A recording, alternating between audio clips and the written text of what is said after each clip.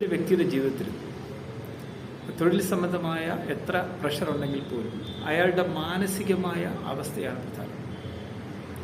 നിങ്ങൾ ഒരു multi millionaire ആയിട്ട് കാര്യമില്ല, മറിച്ച് നിങ്ങൾ എന്തുമാത്രം സന്തോഷത്തോടു കൂടി ജീവിക്കുന്നു എന്നുള്ളതാണ് പ്രധാനം. മൾട്ടി മില്യനേഴ്സിൻ്റെ ഒരു പ്രത്യേകതയുണ്ട്. അവരെന്ത് വില കൊടുത്തും വീണ്ടും വീണ്ടും പൈസ സമ്പാദിക്കാനുള്ള ശ്രമം നടത്തിക്കൊണ്ടിരിക്കും. അവർ ചാരിറ്റി എന്ന് പറഞ്ഞുകൊണ്ട് നടക്കുന്നത് നമുക്കറിയാം. ഇന്ത്യയിലെ നിയമം അനുസരിച്ച് ഈ മൾട്ടിനാഷണൽ കമ്പനികളെല്ലാം, ഇന്ത്യയിൽ പ്രവർത്തിക്കുന്ന മൾട്ടിനാഷണൽ കമ്പനികളെല്ലാം തന്നെ ഒരു പർട്ടിക്കുലർ പേഴ്സൻ്റെ ചാരിറ്റിക്ക് വേണ്ടി കൊടുക്കണം, അല്ല അവർ കാണിക്കുന്ന എന്തെങ്കിലും ഒരു പേഴ്സണൽ ദയയല്ല.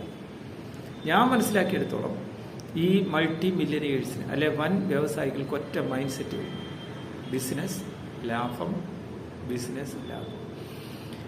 ഈ ഒരു പോക്കിൽ അവർ ഒരു മെഷീൻ ആയി മാറും. അവർക്ക് സിമ്പതി എമ്പതി ഒന്നുമില്ല. അവരെന്ത് ചെയ്യുന്നു അതെല്ലാം for the success of their business ആയി മാറും.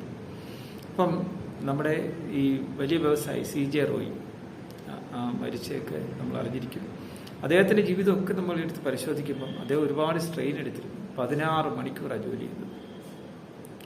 അതിനിടയിൽ കംഫർട്ടബിളായിട്ട് ജീവിക്കാൻ പലപ്പോഴും അദ്ദേഹത്തിന് മാനസിക ഉല്ലാസം കിട്ടുന്ന കാര്യങ്ങളിലേക്ക് പോകാൻ പലപ്പോഴും അവസരം കിട്ടി കാണത്തില്ല. ഓരോ വ്യവസായിയും അത്തരത്തിൽ മാനസികമായ സംതൃപ്തി കണ്ടെത്തുന്നതിന് ആവശ്യമായിട്ടുള്ള കാര്യങ്ങൾ കൂടി ചെയ്തില്ലെങ്കിൽ പലപ്പോഴും മെൻ്റൽ സ്ട്രെയിൻ അവരെ കീഴടക്കുന്നതായി കാണാം. ഞാൻ പറഞ്ഞത് ശരിയല്ല.